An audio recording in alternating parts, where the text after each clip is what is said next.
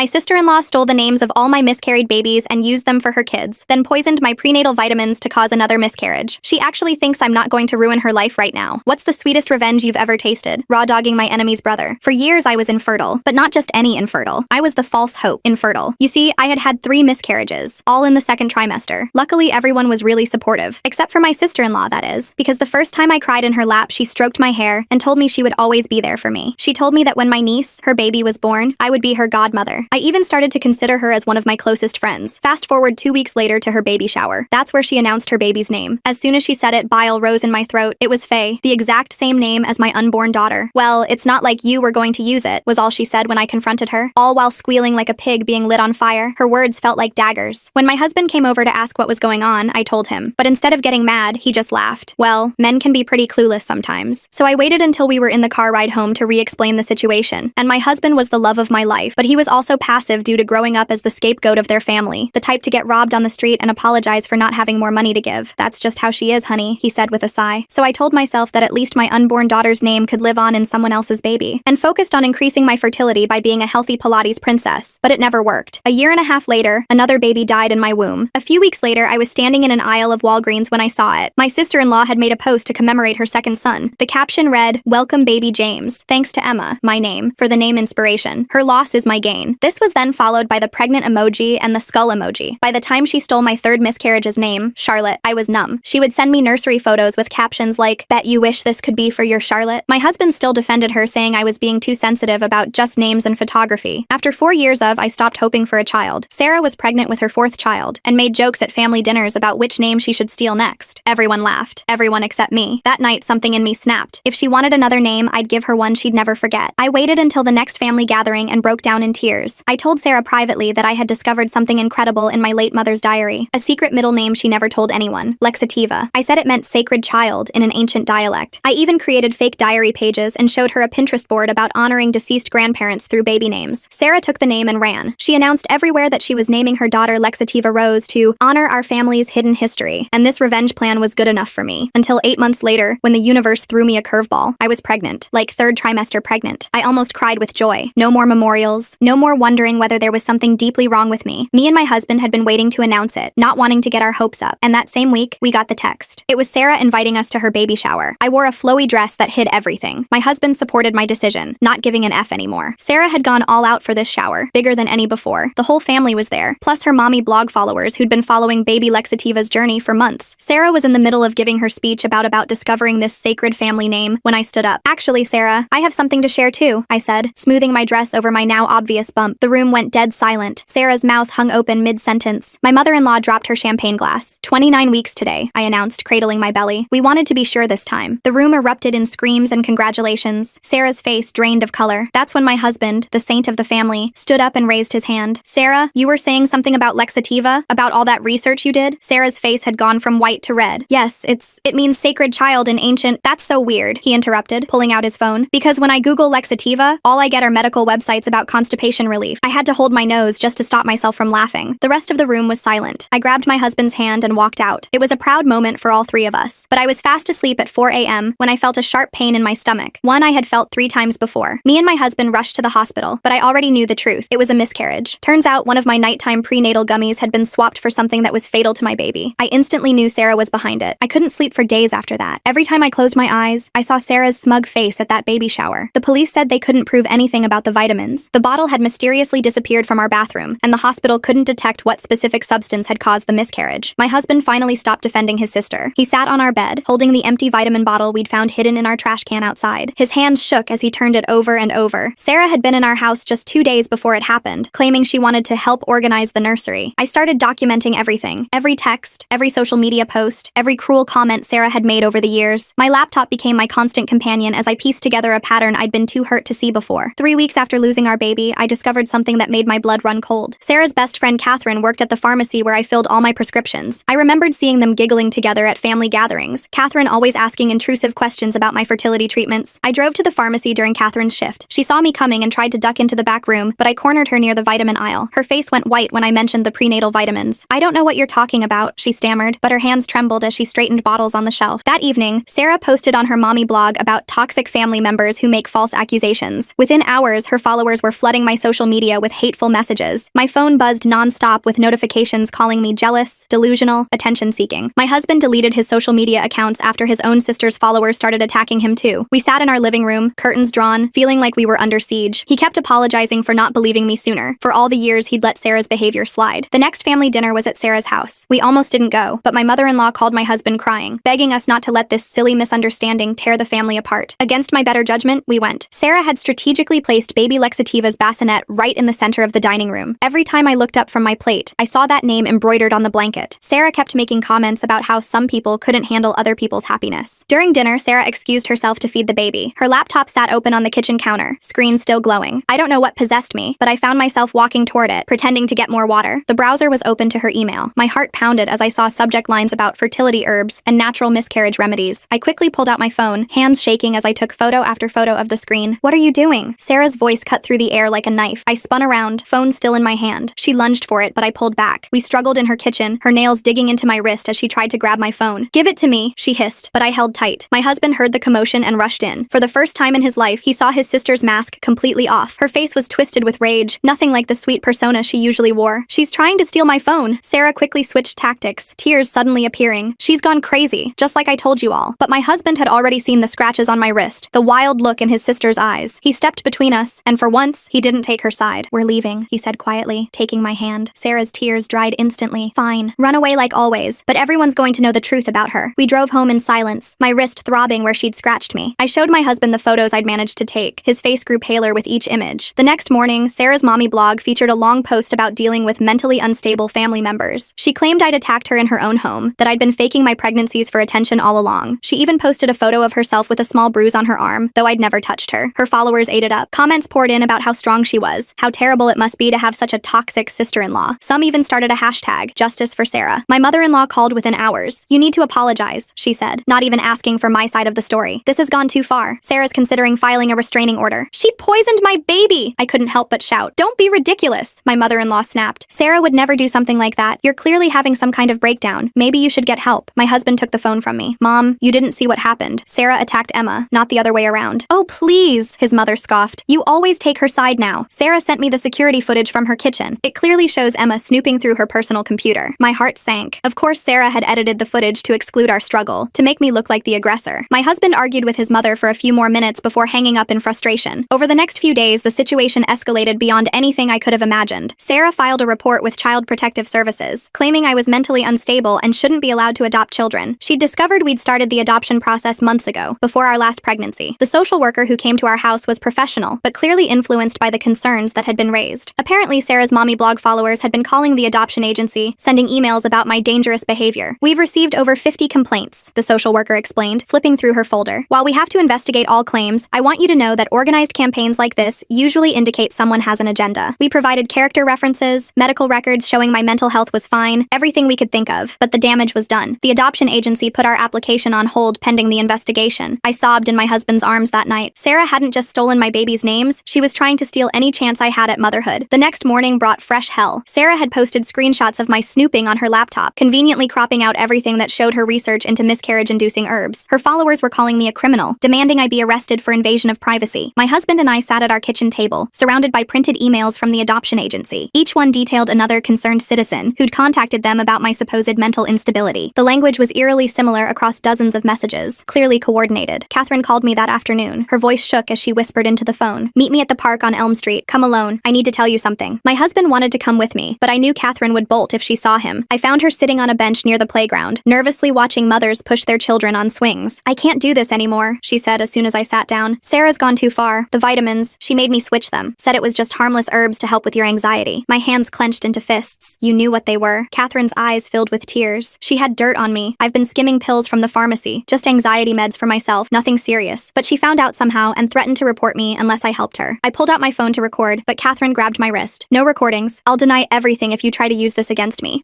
I wanted you to know I'm sorry, and to warn you, she's not done." "What do you mean she's not done?" Catherine glanced around nervously. "She's been stealing your mail, has copies of all your adoption paperwork. She knows which agency you're using, who your caseworker is, everything." My blood ran cold. We'd been wondering why some of our mail seemed to go missing. Catherine stood to leave, but I grabbed her arm. "You have to tell someone. The police, the adoption agency, anyone." She yanked away from me. "I can't lose my job. I have kids too." She hurried away, leaving me alone on the bench. That evening, my husband installed security cameras around our house. We changed all our locks and had our mail forwarded to a post office box. It felt like we were preparing for war. Sarah's next move came at Thanksgiving dinner. The whole family gathered at my mother-in-law's house, tension thick enough to cut with a knife. Sarah arrived late, making a grand entrance with all 4 of her children dressed in matching outfits. During dinner, she kept making pointed comments about people who can't let go of the past and the importance of mental health treatment. My husband's jaw clenched tighter with each jab, but he stayed silent. Then, as we were clearing dessert plates, Sarah stood up and clinked her wine glass. "I have an announcement." The room fell silent. Sarah's hand moved to her stomach in that familiar gesture I'd made so many times before. "We're expecting again, and I've already chosen the perfect name." My mother-in-law gasped with delight. "Oh, Sarah, how wonderful." "Yes," Sarah continued, her eyes locked on mine. "If it's a girl, we're naming her Margaret, after Emma's dear departed mother." The room spun. My mother had died just 6 months ago, her name the last sacred thing I had left. I stood so quickly my chair toppled backward. "You wouldn't dare," I whispered. Sarah's smile was pure venom. "Why not? It's such a beautiful name, and someone should use it since you clearly can't." My husband was on his feet now too. "That's enough, Sarah. You've crossed every line." "Have I?" Sarah's voice rose to a shriek. "She's the one who broke into my computer. She's the one spreading lies about me. I'm just trying to honor family traditions. By stealing the names of dead babies?" My husband's voice was deadly quiet. The room erupted. My father-in-law started shouting about keeping the peace. Sarah's husband looked confused, asking what was really going on. The children started crying. In the chaos, Sarah grabbed her phone and started live streaming to her mommy blog followers. "You can see how I'm being attacked in my own family," she said to the camera. "All because I want to honor my sister-in-law's mother." My husband grabbed my hand. "We're leaving." As we headed for the door, Sarah called out, "Oh, Emma, you might want to check with the adoption agency. I heard they received some very interesting information about your mental health history." We drove home in silence, both of us too angry to speak. When we got home, there was a message on our answering machine from our adoption caseworker, asking us to call urgently. My hands shook as I dialed the number. The caseworker's voice was carefully neutral as she explained that they'd received documentation, suggesting I'd been hospitalized for psychiatric issues multiple times. "That's not true," I said, my voice breaking. "I've never been hospitalized for anything except my miscarriages." "I understand," she said, "but we need to investigate these claims. Can you provide your complete medical history?" After I hung up, my husband found me sobbing on our bedroom floor. He held me as I cried, whispering promises that we'd fight this, that Sarah wouldn't win. The next day, we went to the hospital to request my medical records. The administrator pulled up my file, then frowned. "This is strange. There are entries here I don't recognize." My heart sank as she showed us the screen. Someone had added fake psychiatric admissions to my electronic records, complete with diagnoses of delusional disorder and pathological lying. "This is fraud," the administrator said. "We'll need to investigate how someone accessed our system." It took 2 weeks to get the fake entries removed and documented as fraudulent. During that time, Sarah escalated her campaign. She created fake social media accounts in my name, posting unhinged rants about wanting to steal other people's babies. She sent anonymous tips to my employer about my mental instability. My husband started recording everything. He bought a small camera he wore on his shirt, documenting every interaction with his family. His mother called him paranoid, but he didn't care anymore. The breakthrough came from an unexpected source. Sarah's eldest daughter, Faye, now 8 years old, called our house one evening when her parents were out. "Aunt Emma," her small voice said, "I need to tell you something. Mommy makes us lie about you." My husband quickly started recording as Faye explained how her mother made her and her siblings tell people I was mean to them, that I scared them, that I said bad things about their family. "She practices with us," Faye said, "makes us repeat the lies until we say them right. I don't want to anymore. You've never been mean to us." We saved the recording, adding it to our growing pile of evidence. But Sarah must have found out about Faye's call, because the next day she posted about how I was manipulating innocent children and turning them against their mother. Her followers were rabid, sending death threats to my social media accounts. Someone posted my work address, and protesters showed up at my office with signs calling me a baby killer and child predator. My boss called me into his office. "I know this is personal," he said, "but it's affecting the company. Maybe you should take some time off until this blows over." I was effectively suspended from my job. Sarah had managed to destroy my reputation, my career prospects, and my chance at adoption, but she wasn't satisfied yet. 2 weeks later, my husband's grandmother celebrated her 90th birthday. We debated not going, but his grandmother had always been kind to me, and I didn't want to disappoint her. The party was at a restaurant, neutral ground we thought would be safe. Sarah arrived late, as usual, making sure all eyes were on her. She air-kissed relatives and gushed about her pregnancy, now showing prominently. During the cake cutting, I excused myself to use the restroom. Sarah followed me in, checking the stalls to make sure we were alone before turning to face me. "You should just give up," she said conversationally, applying lipstick in the mirror. "You're never going to be a mother. The adoption agency has already rejected your application." "Oh, didn't you know? I have a friend who works there." I stayed silent, remembering my husband's camera was recording everything. Sarah continued, mistaking my silence for defeat. "It was so easy, really. Catherine at the pharmacy, my friend at the hospital who helped with your medical records, the social worker who owed me a favor. You never stood a chance." "Why?" I finally asked. "What did I ever do to you?" Sarah's reflection smiled at me. "You married him. You took my brother away from me. He was supposed to always put me first, and then you came along with your fertility sob story, and suddenly he cared more about you than me. So you unalived my babies?" Sarah laughed. "I didn't unalive anything. You did that all on your own. I just helped nature along with the last one. Consider it a favor. You're clearly not meant to be a mother." I left the bathroom without another word, my heart pounding. everything. We finally had her confession on tape, but when my husband checked the camera that night, the battery had mysteriously died just before Sarah followed me into the bathroom. We had nothing. The next blow came from Sarah's husband, who called my husband asking to meet privately. We assumed he was going to threaten us, but instead, he looked exhausted and defeated. "I found her journal," he said, sliding a leather notebook across the table. "I wasn't snooping. It fell out of her purse. I think